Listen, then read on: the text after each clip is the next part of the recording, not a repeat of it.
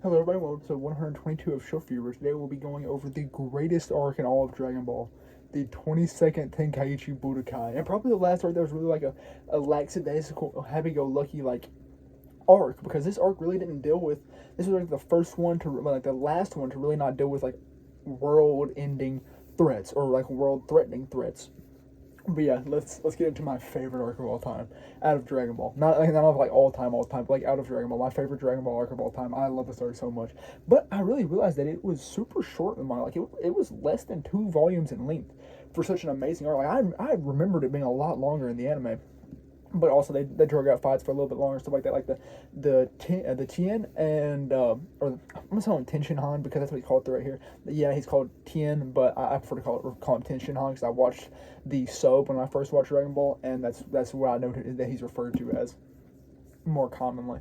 But yeah, so Tenshin Han and Goku, that fight was actually a lot shorter than I remembered it being. But yeah, so we started off 3 years later, like I said, 3 year time skip in the last video, to the beginning of the 22nd Tenkaichi Budokai, or World's Strongest Under the Heaven. But yeah, hold up, yeah, Strongest Under the Heaven, World Martial Arts Tournament, whatever you want to call it. But yeah, so we see as everyone's pulling up, we have Yamcha, Krillin, Master Roshi, Bulma, Puar, and all of that. Now all of them are here, and they're preparing to sign up. We see as Yamcha, Krillin signing up, Master Roshi ends up signing up under the Jackie Chun alias. And then we see as they're looking around, they're like, yo, where's Goku? Goku's not here. And then he's down to 5 minutes. Also, lunch is there. But, like, they're looking around, and they're like, yo, where's Goku? And Goku ultimately ends up running in, and Roshi ends up going and telling it's the sign-up dude that Goku is here, so he ends up signing Goku in. And Goku gets talking with the crew, and he's like, yo, hello, everyone, how's it going? They mention about how Goku has grown more than Krillin, and he's quite a bit taller than him now. And we then see, as Goku admits, that he ran all the way across half the world to get there because Roshi said no using Quinto and over the time skip. But yeah, so we know that everyone here is substantially more powerful than they were in like the previous arc in the Fortune Teller Baba saga, because everyone has trained for 3 years and everyone's learned new techniques and stuff like that, and just generally become more powerful. But yeah, so then after this, we are introduced to the Crane Hermit. Now, the Crane Hermit is the long-lasting rival of Master Roshi and aka the Turtle Hermit. So they have long time beef, lifelong beef essentially, and we get introduced to Suru Senin is what he's called, but I'm just at the Crane Hermit students, Tenshin Han, and Chaozu. Now, oh, my goat, Tenshin Han. I think that's why I love this arc so much, because it introduces my favorite character in all of Dragon Ball, Tenshin Han. So yeah, I'm just gonna call him Tien, because Tien is a lot shorter. But yeah, so I love Tien. I don't know why Tien's my favorite character, but I just love his character. I love like how much development he shows, and how like he doesn't really become irrelevant until like halfway through Z and stuff like that. So yeah, I really love Tien. But yeah, so we see this, and also it's probably because of one of the actually the first fight in the tournament, because Yamcha is my second favorite character in all Dragon Ball, because I just love to see a human, like a very human, someone who's not like just a full martial artist while also like not being a weakling by no means, compete and yes, realistically get beat by people in these tournaments. But yeah, I'll quit yammering. Finally get into this stuff. So we see as the preliminaries happen, and we learn that not the preliminaries, yeah, the preliminaries, the qualifying rounds, and we see as they have a group of 182 fighters. Now that's why the Tenkaichi Budokai has been taken down to a 3 year separation rather than a 5 because of the popularity of it. But they have 182 in this year's preliminaries. But yeah, so we see as everyone kind of goes to town and starts fighting, everyone's success, all of the Turtle Hermits school people get through easily. We see Goku, Krillin, and Yamcha get through. And we see as Jackie Chun gets through. And we also see during this time as Tien is kind of trash talking Yamcha a bit. He's like insulting his power and everything. And then we see that, like I said, Tien and Chaozu end up getting through. And then we see the next two qualifiers are Manwolf and Panpoot. But yeah, so after this, we obviously lead into the drawing of the, essentially the drawing of the stakes, but it's actually like little cards for the placement in the tournament bracket. But during this time, we see that Chaozu is employing these telekinetic abilities that he has to kind of rig who fights who. And we see as he forces Yamcha and Tien to fight in the first match, we see as Jackie Chun is placed with a different person because Tien didn't really want to face him yet. He just wanted to like scope him out a bit, and we see that crap. We see that Krillin is specifically placed with Chaozu, I believe. But yeah, so we see that everything's arranged, and so we have for our first bracket fight, we have Tien versus Yamcha. Then the next one in the, I guess, first half of the bracket is Roshi versus Manwolf. Now, Manwolf was put specifically against Roshi because we see as he's like frothing at the mouth to fight Roshi while the selection is going on, and this is due to the fact that he has serious beef with Roshi, which we learn about in the second match. But then we see, like I said, for the first match of the second half of the bracket, we see it is Krillin versus Chaozu, and then for the fourth match, it's Goku versus Panpu. So we start off. First match, Yamcha versus Tien. This match is super one-sided. We see as Yamcha can't even really put up much of a fight, and Tien's not really putting that hard into it. He hasn't even gone full strength, so Tien is getting obliterated. And we even see that Tien actually learned the Kamehameha during his training, and he uses it quite successfully. Like, no one initially knew that he could do it. Like, Roshi was even surprised, or Jackie Chun was even surprised. And he ends up pulling a very successful one, but Tien shows that he can deflect Kamehameha, deflects it back at him, and then ultimately we see as they get in a skirmish where Yamcha ultimately ends up laying on his back with Tien in the air. By the way, Tien and Chaozu can levitate, which is an ability learned in the Crane Hermit School of Martial Arts. But yeah, so we see this. Tien comes flying down, busts the knee of Yamcha, not the knee, but like breaks Yamcha's leg very, very brutally. And this ultimately leads to the cessation of the match by Tien, and the ending of it with Tien qualifying and going on to the next round. Now, we see Tien's brutality here. Tien is willing to win by all means, and he is even willing to break bones even when they don't have to be broken. He is a brutal character here. But yeah, so the next fight is Manwolf versus Jackie Chun. Now, this is a lot more comical fight as compared to the first one. We see as Roshi is easily fighting Manwolf, because Manwolf isn't really that much of a martial artist. Yes, he's like a 30th level black belt in Kenpo or something like that, but he's still easily beaten by Roshi. We see that Roshi actually makes him act like a dog and all that, but we learn that he hates Roshi so much because Roshi destroyed the moon. And Manwolf, instead of turning into a wolf when the moon is out, like a werewolf would, he turns into a man when the wolf is out. So he cannot return to his man form, and he's griping about that because he can't pull any women in his wolf form. And Roshi is like, why don't you like a wolf babe or something like that? And he's like, I don't like furry women.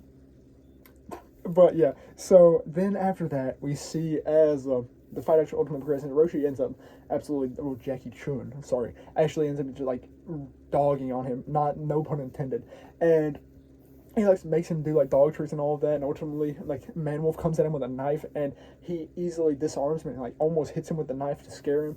Then he pulls some more of those tricks on him, and ultimately he ends up throwing a bone out of the ring. And Manwolf ends up going for it, and then we see as he's like, okay, though I beat you, I'm still going to help you with this. So he ends up pulling Krillin over, and he uses hypnosis for Krillin's head to make it look like the moon to Manwolf. Manwolf ends up turning back into a very ugly human form, and we see as Krillin and Jackie Chun mention about how he would have probably been better off if he had just remained in his wolf form, like he had better chances.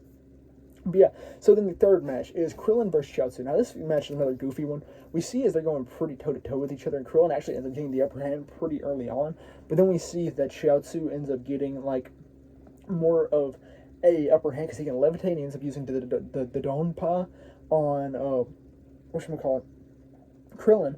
And we see that he has some difficulty with this, but ultimately he ends up coming back down, and Krillin ends up fighting him pretty well. And then ultimately, Chaozu is forced to pull out his telekinetic abilities, which he has to have both hands out for.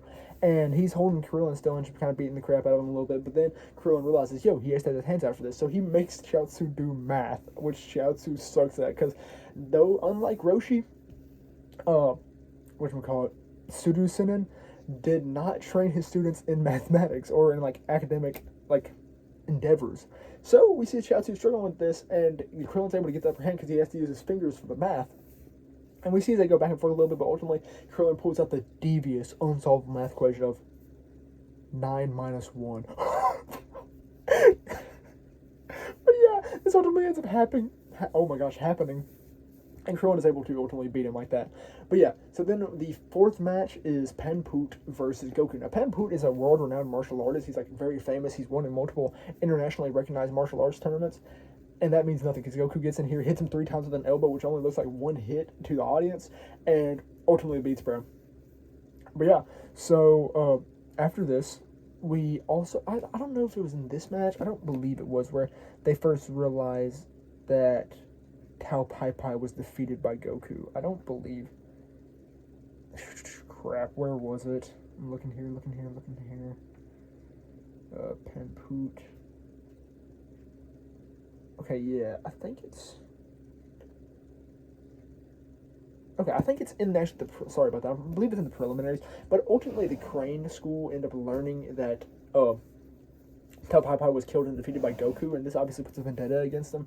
And like we see, as they at one point, the Crane Hermit ends up telling Chaozu to try and kill Krillin. So they're actually going for blood here. Did this rivalry because the Crane Hermit is the older brother of Tao Pai Pai, and Tao Pai Pai is essentially Tien's goal because he wants to be the world's greatest assassin like Tao Pai Pai was. But yeah, so we see in the first match of the semifinals is what you call it, Jackie Chun versus Tien. Now this is a pretty good fight. We see him go pretty evenly, and it ultimately ends up going very well. But we see throughout all this, Jackie Chun is speaking with Tien. He's like, you don't have to be evil. I know you have the capacity to be good in you because I just don't really believe that you are evil at heart. And we see as Tien's obviously kind of fighting this off. He's like, no, I want to be the world's greatest assassin like Tao Pai Pai was. And we see they continue to fight. And at one point, they like go to, actually they don't go for a Kamehameha, but Tien actually ends up showing that he knows a Kamehameha as an insult to the Crane School, I'm not the but the Turtle Hermits, the Turtle School's like most advanced technique, and to show how easy it is to learn and to kind of insult it. And we see as this fight continues on a bit, and this ultimately ends up leading to Jackie Chun speaking with Tien more and ultimately hopping out of the ring to essentially concede the match, though he was not losing by no means. And he probably would have been able to continue for a lot longer. But he realized that his goal was kind of futile. Now, he realized that the next generation was in good hands, and even if one of them won the world under the Tenkaichi Budokai, then they would not be dissuaded from pushing and realizing that there are stronger people out there, stronger reasons to be stronger. He talks with Tien after this, and him and Tien try to discuss more, and Tien's like, yo, why did you jump out when you could have kept fighting? I knew you had more power to continue going, though I like we ultimately won. And Roshi, I mean, not Roshi, but Jackie Chun ends up explaining it to him a little bit more, and he's like, yeah, that's why I did it. And I know from you asking these questions that you are truly good and that you have the capacity to be good. And Tien's obviously still in denial of this, but ultimately Roshi, or Jackie Chun, ends up walking off and going back into his Roshi state and asking Tien not to really tell anyone about this. But yeah, so then we have the second match of the semifinals, which is a great match. I love this match. Goku versus Krillin. And we see as they end up going to town against each other. We see as they end up fighting, and like we see as Goku pulls out all the reps because they beforehand Krillin and Goku agree to go all out, and Krillin's like, I'll never forgive you if you don't go all out. And we see it's like they have air battles and all of that. Also, I forgot to mention in the Roshi and Tien fight, Tien pulled a move called the Taioken, which is essentially, it's called like Fist of the Sun, where he ends up like making a big blinding beam so he can easily attack his opponents. But yeah, and obviously Roshi didn't have his sunglasses on because he was in his Jackie Chun form. But yeah, so we see as they get into the fight, and like Goku and Krillin are fighting in the air, and we see Krillin actually uses his head as like a sunbeam to block Goku's eyes. And I got it out here so I can kind of recap it a little better. But yeah, so at one point, Krillin ends up going down like very quickly from the sky, and he actually ends up using a breathing, like a breath, to slow himself down so he doesn't land on Goku's kick. And it is very, like, it's a very technique intense fight. We see as Goku throughout all this has actually continued to use the Kamehameha as a form of propulsion, which is really cool because it foreshadows something that happens in the next arc, which is really cool, and the arc after that, which is also really cool. But I love how Goku uses the Kamehameha in the earlier parts of Dragon Ball, not just as an attack, but rather as a mechanism to move around, as a form of transportation, like I said. But yeah, so ultimately we see as Goku obviously starts getting the upper hand more and more, and at one point it looks as if Krillin is going to win because Krillin, he realizes he's not going to beat Goku, so he ends up pulling out the ultimate move of grabbing Goku's tail. And ultimately Goku plays into this, and he lets Krillin beat him around a little bit, but then he ultimately shows that, yo, my tail is my weakness anymore. I spent 3 years training my tail. You know how hard that is? And yeah, so we see as ultimately he ends up locking in and beating Krillin. So Krillin is ultimately beat, and their friendly match, though great, ended pretty swiftly. So then we move directly into the final of the 22nd Tenkaichi Budokai, Goku vs. Tien. I love this fight. This fight is so good. Because at first, we see as Goku's getting the crap beat out of him. Goku is going, like, getting crazy style of dog bond. He's knocking the walls and all that. Tien's hitting him with crazy moves.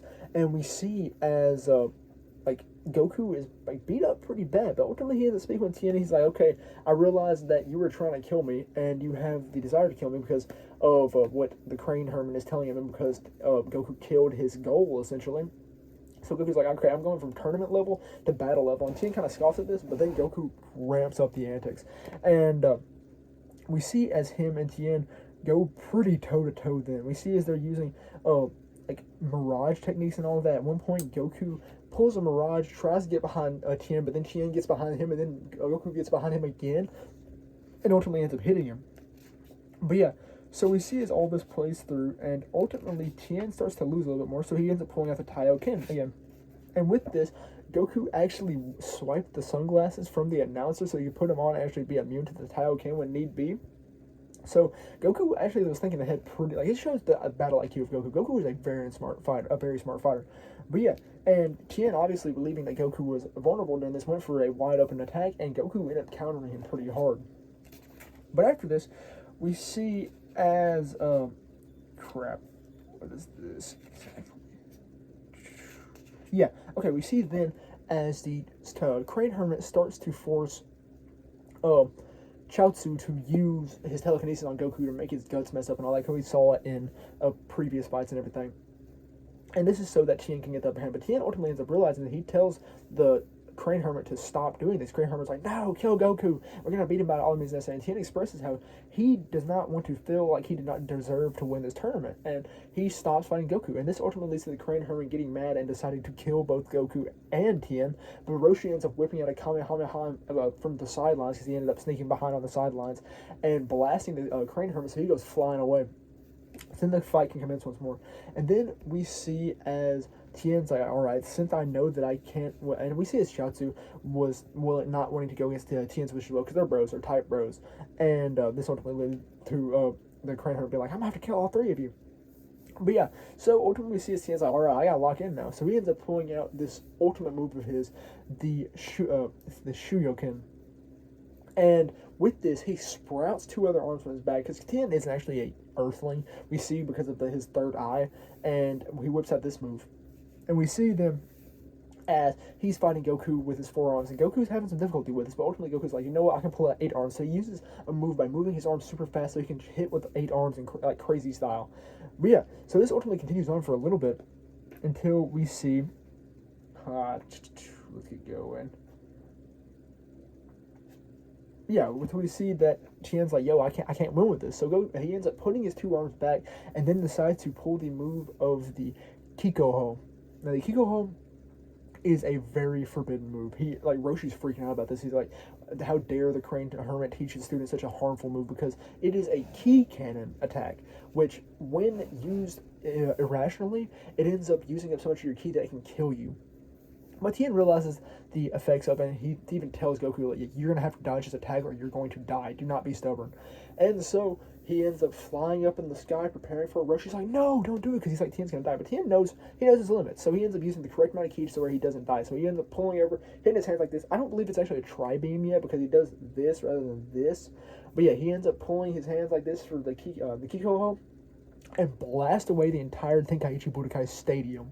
And we presume Goku got vaporized, because there's nothing left. But actually Goku had hopped up in the air beforehand. And we see that Goku's up there, and then Tien realizes this as well. And we see that Goku is looking like he's preparing for a Kamehameha. They're like, don't do it, that's just stupid. You're going to waste your energy, because no Kamehameha can work on Tien, because you either deflect it or just blast it back with another Kamehameha or a Dodonpa. So we see this, Goku ultimately ends up going for the Kamehameha, but he turns and blasts himself to propel himself towards Tien, where he ultimately ends up headbutting him, hitting Tien, and spending all the rest of his power and knocking Tien farther away. And they start falling, and this due to the fact that neither of them have any energy left, because Tien exhausts himself with the Kikoho, and Goku exhausts himself with this last Kamehameha. So they're both falling. We see as the announcer ends up getting on this Hoi Poi capsule air bike thing. He ends up flying around to see who ends up landing first. And with this, we see as they both approach the ground, and Goku ultimately hits a van and then bounces onto the ground, and then Tien falls after it. Tien is the winner of the 22nd Tenkaichi Budokai. And we see after this that he is feeling very sorry for Goku. He's like, I shouldn't have won that. It should have been you. And I will offer you half the money. But Goku's like, no, I don't even know how to spend money. But yeah, so we see as they communicate. And Roshi's like, you can come and stay with me if you need to. And Tien's like, no, we're still members of the Crane Hermit School, so I can't go and live with the Turtle Hermit. But he's like, thank you very much for the offer and all that. We see that Tien's a changed man. We see that Yamcha pulled up to spectate. He apologizes to Yamcha for being horrible to him and everything. And as everything's concluded, they're like, yo, we should get some dinner. And Tien's like, at least let me pay for the dinner. And Krillin's like, you do not know what you're doing because of how much someone eats. But yeah, so we then see as Goku prepares to leave, but then Goku's like, oh crap, I forgot my grandpa's Dragon Ball and my Niobu. And Krillin's like, okay, I'll go get it. And then Krillin runs back into the stadium. I'll leave you on that cliffhanger there because something very tragic is about to happen. But oh my gosh, I love this arc so much. It's like I said, it's either my favorite or tied for number one of my favorite Dragon Ball arcs of all the series. It's so good. I love the character development, and I love everything about Tien. I love all the fights. The fights are all great, and they show like the skills that the characters have gained over the 3 years. Like, I love how this is Dragon Ball when technique was still important. Like, ooh, I love it.